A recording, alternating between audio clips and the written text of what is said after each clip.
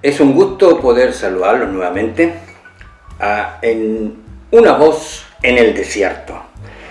Para esta oportunidad tengo el título La comunidad gay choca con el Vaticano.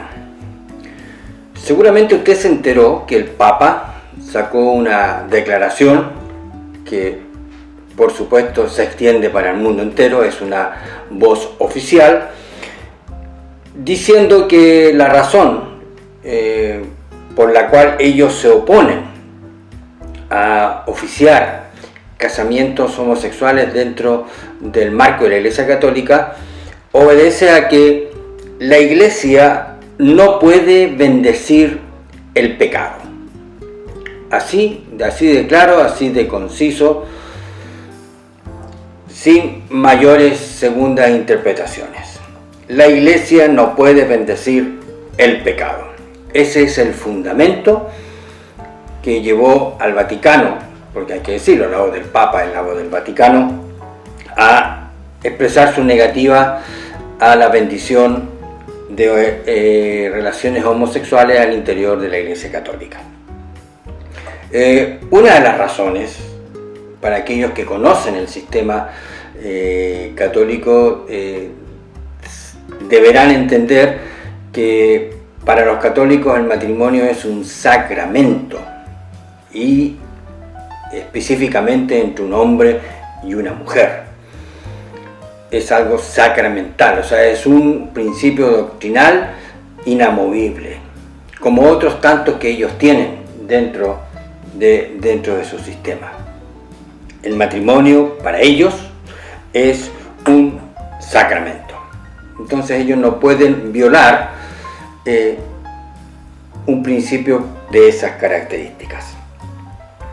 En un sentido, habría que reconocer, siendo objetivo, que esta declaración revela valentía, sin ninguna duda, frente a la presión, podríamos decir, cada vez más intensa, que se extiende por distintas partes del globo, de la comunidad gay, para que definitivamente los credos acepten bendecir estas relaciones.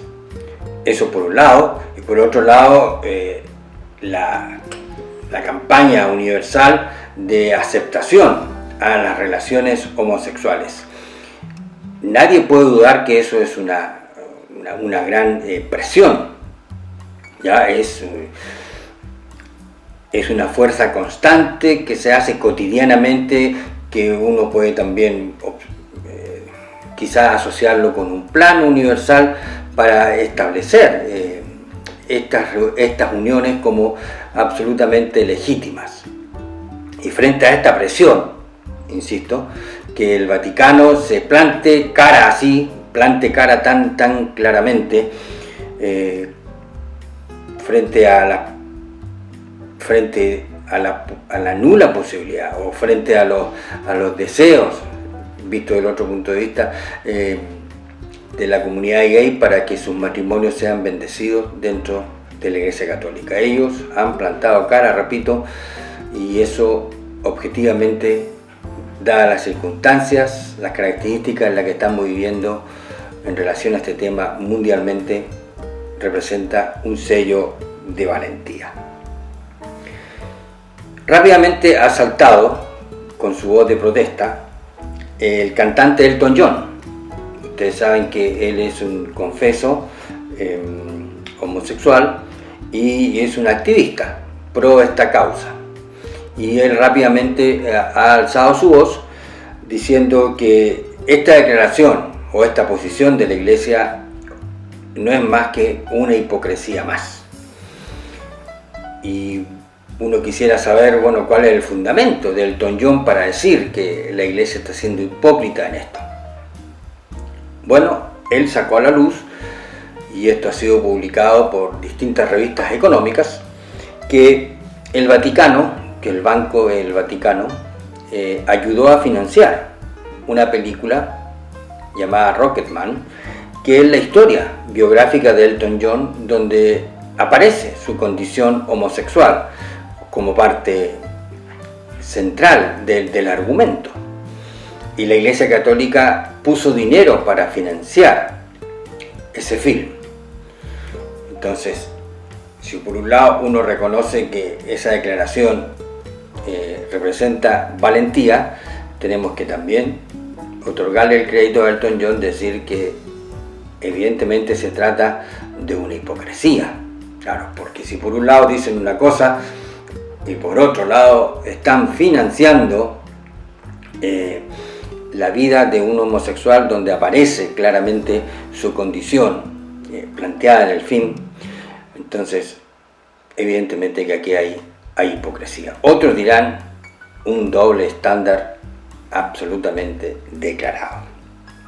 Ahora, quiero hacer una desviación en este punto, en el sentido de que la comunidad gay tiene una obsesión con el concepto de matrimonio y quieren darle a sus uniones homosexuales el mismo estatus, el mismo carácter de un matrimonio entre un hombre y una mujer.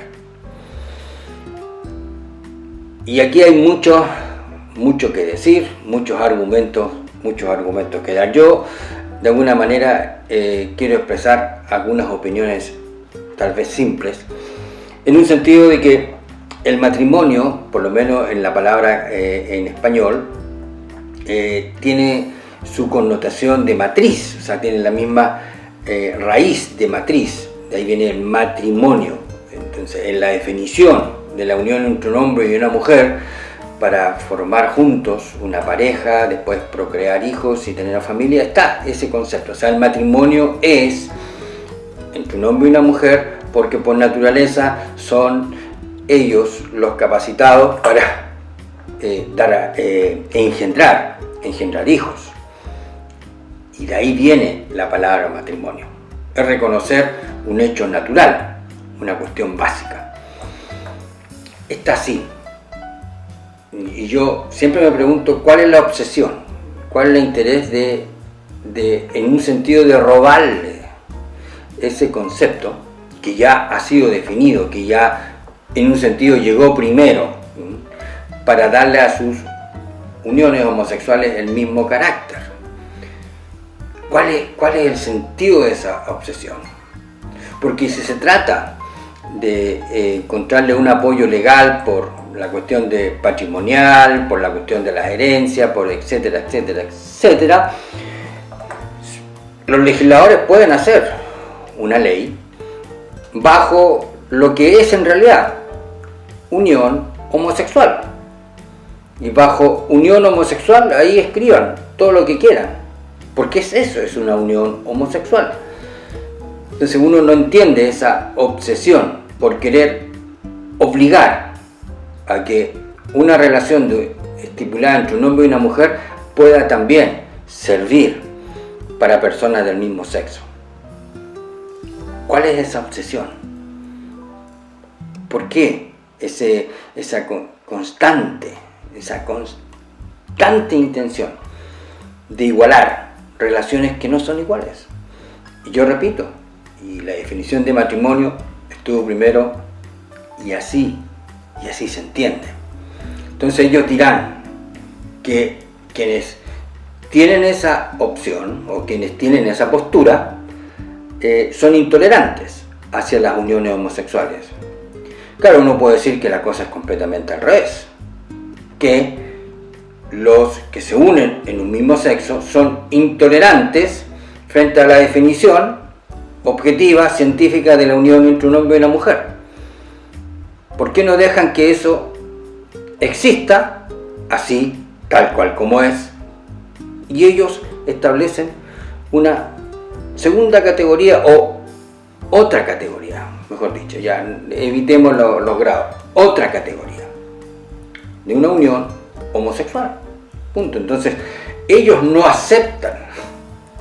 Yo puedo decir perfectamente, ellos son los intolerantes, porque no aceptan la unión entre un hombre y una mujer como un matrimonio, por definición. Es una cuestión, desde mi perspectiva, una cuestión muy simple, porque se trata de una unión homosexual. punto, y una unión homosexual no puede engendrar. Por naturaleza, una unión homosexual no puede procrear. De una unión homosexual no van a nacer hijos. Y eso no lo pueden cambiar. Entonces es tan simple como querer aceptar una cuestión como esta. Y lo otro, que tampoco acepta la comunidad gay, son lo que yo llamo las objeciones de conciencia. Es interesante que el aborto, la homosexualidad y la eutanasia pueden ser respondidas o pueden ser tratadas bajo las objeciones de conciencia. En el caso del aborto, vamos al punto, el caso del aborto, hay médicos que están dispuestos a acogerse a la objeción de conciencia y no practicar abortos, porque no tienen el convencimiento, no tienen la capacidad para matar a un ser humano dentro del vientre de su madre. No tienen el valor, no tienen el respaldo moral en ellos para hacer eso. Y eso es una objeción de conciencia que los abortistas no están dispuestos a aceptar. Otra vez, ¿de qué lado está la intolerancia? Después caemos en el tema de la homosexualidad. Otra vez llegamos al mismo punto. Hay personas que no pueden compartir, aceptar, admitir una relación homosexual, otra vez por cuestiones de conciencia. Otros, a lo mejor les pasa que hay una razón estética. O sea, es una cuestión que ellos no pueden ver. No pueden ver en el sentido de que no le encuentran atractivo, no le encuentran belleza a ver el contacto físico entre personas del mismo sexo. Es una cuestión de estética. Es así como cualquier persona que hay algo que no lo puede ver, algo que no lo puede asimilar. Y eso es por una cuestión de estética. No me gusta mirar algo, no lo puedo ver. Y simplemente piden, acepten que a mí me pasa eso, que yo no lo puedo ver. Pero otra vez, tampoco es aceptable ese argumento. Y en cuanto a la eutanasia, bueno, es similar a la cuestión del aborto. Otra vez, las objeciones de conciencia. Porque hay médicos que no tienen la fuerza, repito, la fuerza moral para administrar remedios para que un paciente se quite la vida. No está en su conciencia, no está en su ADN moral participar de algo así. Ahora, una ley no va a respetar eso, y que simplemente quienes quieran acogerse a una objeción de conciencia van a tener que ser condenados por intolerantes, por lo que quieran definirlo, cuando en realidad no lo es. Dentro de todo este tema, insisto, este tema de la comunidad gay, y comparado con los otros dos, del aborto y de la eutanasia, está inmerso este totalitarismo, esta obligación de imponerles a todos a que acepten y que piensen de la misma manera. Anular uno de los valores que, yo insisto, fue un regalo que Dios le hizo al mundo con la Reforma Protestante, que es precisamente la libertad de conciencia.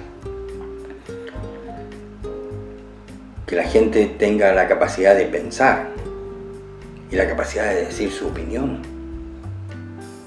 porque hoy día eso ya no está asegurado. Yo estoy seguro que estas cosas que yo estoy diciendo, si es escuchada por la comunidad gay, le va a sonar de la forma como ellos quieren que le suene. Y pueden, sin duda, activar sentimientos de absoluta repulsión. Pero yo quiero insistir en esto. Creo que en materias de este tipo, cuando existen espacios inmensos para poder debatir, para poder confrontar ideas, no se puede encerrar esos espacios así como así. No puede ser, y generar en otras materias, que todos estén obligados a pensar, a decir el mismo mantra, a decir la misma opinión, y que el disentir o el verlo de otra forma esté anulado, esté prohibido, esté amenazado. Creo que hacia ese nivel lo único que estamos haciendo es arrastrándonos todos a una esclavitud, a las tiranías que hoy día están, desgraciadamente, se están propalando por el mundo entero. Ahora, quiero, en los minutos que quedan, referirme un poquito a lo que la Biblia enseña sobre este punto.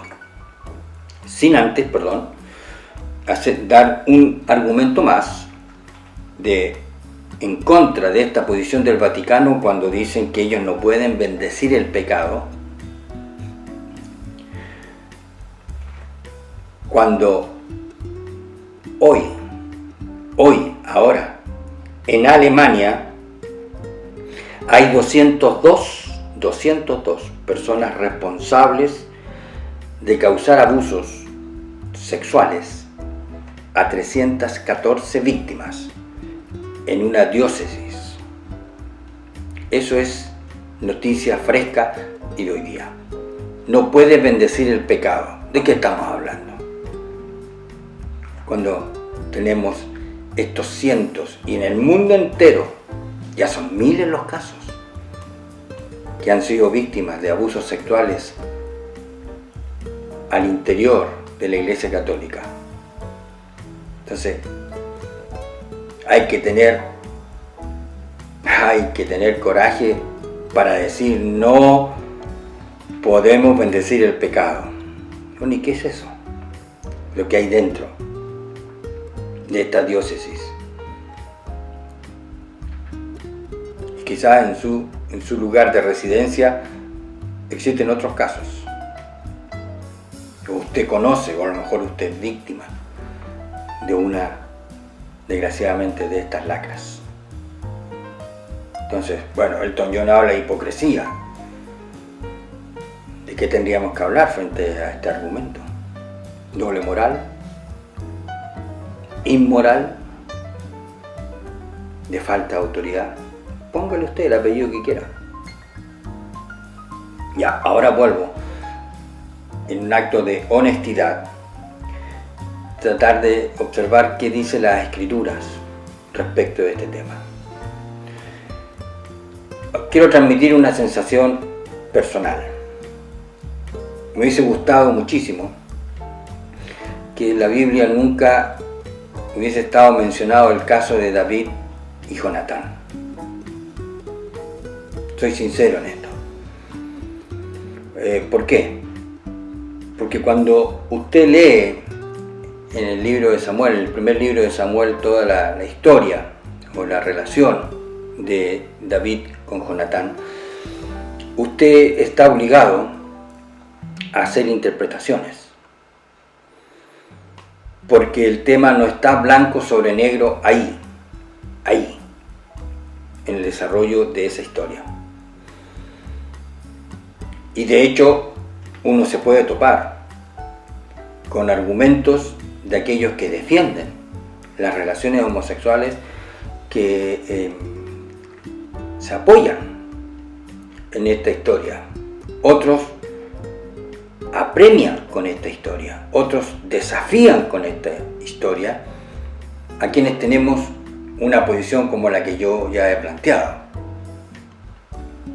Entonces, en un acto de honestidad, repito, estamos obligados a tratar de acercarnos al tema. Primero reconociendo que se trata de un ejercicio de interpretación.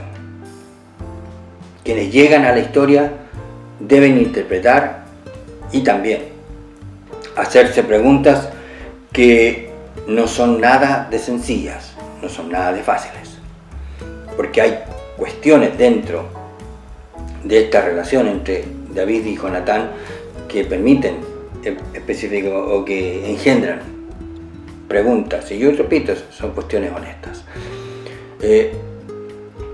Lo que inmediatamente hay que decir es que en el relato no hay ninguna cuestión explícita que nos esté relatando una relación homosexual. No hay una razón explícita, repito, explícita, que usted diga, ah no, aquí es blanco sobre negro.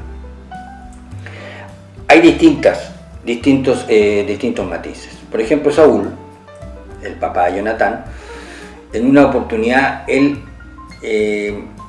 enrostra a su hijo Jonatán en una comida, donde le dice que su elección, la elección de David como su amigo, ¿ya?, es una cuestión que avergüenza a su madre. Usa la palabra vergüenza. Has elegido a David como vergüenza de tu madre. Y Jonatán se para esa escena y se va airado.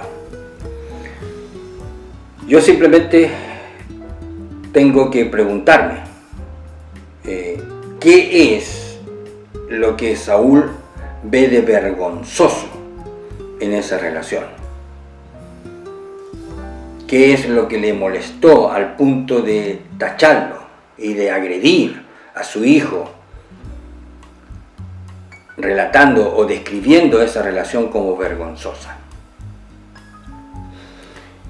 También tengo que decir que Saúl está refiriéndose a esa relación donde a lo mejor él tiene sospechas, cuestiones que él nunca ha visto, que nunca ha comprobado, cuestiones que quizás él está autoconstruyendo en su propia imaginación y que no tiene ninguna prueba objetiva como para poder señalar de que se trata de una relación homosexual, si es que eso es lo que le está enrostrando a su hijo. Pero yo tengo que ser honesto en simplemente decir que la Escritura deja ese espacio para que nos hagamos preguntas, para que interpretemos. Pero al mismo tiempo decir de que no hay ninguna prueba, yo vuelvo a repetir en este punto, ninguna prueba que señale que es una relación homosexual. También hay un momento cuando los dos tienen que separarse porque las amenazas de muerte son muy graves para David y tienen que separarse, Jonatán y David, y ahí dice que ellos se abrazaron, se besaron, lloraron y David lloró más. Repito, es lo que dice la Escritura. Ahora, lo que usted diga de eso es su interpretación. Yo vuelvo al punto. Usted tendría que reconocer que está interpretando eso. Pero eso es lo que nos dice. Y cuando David se enteró de que Jonatán había muerto, dentro de su lamento, él lanzó una frase en la que aquí sí que se afirman los homosexuales cuando David dice, tu amor me fue más dulce que el de las mujeres. Y vuelven las preguntas a surgir. ¿De qué se trata? ¿De qué se trata específicamente? La Biblia no lo dice. Lo que sí está claro y que se puede definir es que existió una amistad muy intensa entre David y Jonatán.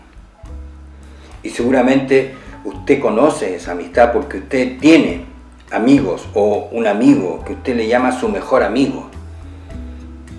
Yo conozco, he escuchado confesiones de un hombre que nos decía en una conversación de que, hablando de una persona de que él hablaba, bueno, él es mi mejor amigo, decía, y ese mejor amigo es el hermano de su señora, o sea, su cuñado, pero es su mejor amigo.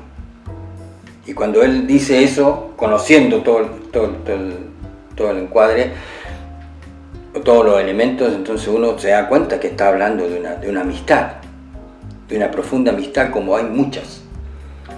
Entonces, amistad entre un hombre y entre dos hombres, una amistad intensa.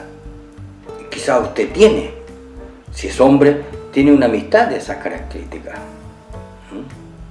Un hombre, amigo, para aquellos que guardan años, o aquellos jóvenes que les interesa pueden buscar la canción de Roberto Carlos que habla del amigo. Tú eres el amigo del alma.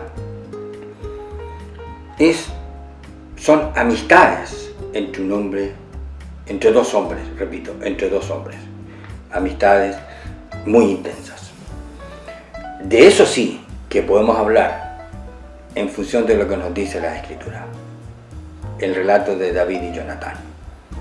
O sea, hay una amistad, efectivamente, una amistad muy, muy intensa. Esa amistad le permitió a David salvar su vida, porque Jonatán hizo